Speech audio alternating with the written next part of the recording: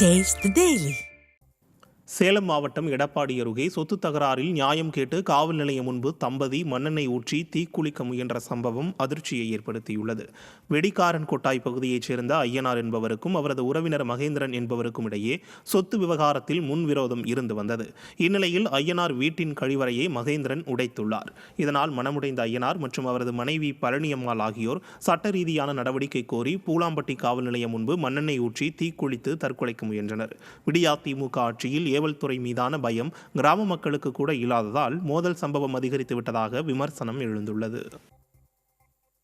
நீலகிரி மாவட்டம் கல்லட்டி மலைப்பாதையில் பாறை விழுந்து 2வது நாளாக போக்குவரத்து தடை செய்யப்பட்டுள்ளது.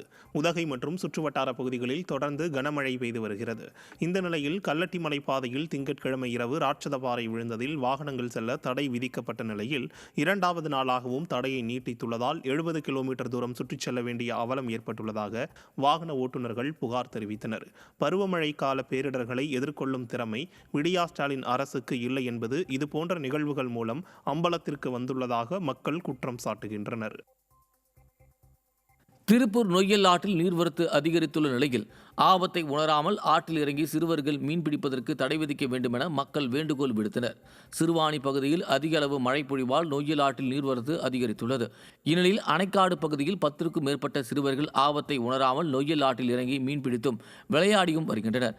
விடியா ஸ்டாலின் ஆட்சி மாநகராட்சி நிர்வாகத்தின் அலட்சியத்தால் உயிரிழப்பு போன்ற அசம்பாவிதங்கள் ஏற்படுவதற்கு முன்பு தடுத்து நிறுத்த வேண்டும் என பொதுமக்கள் கோரிக்கை விடுத்தனர்.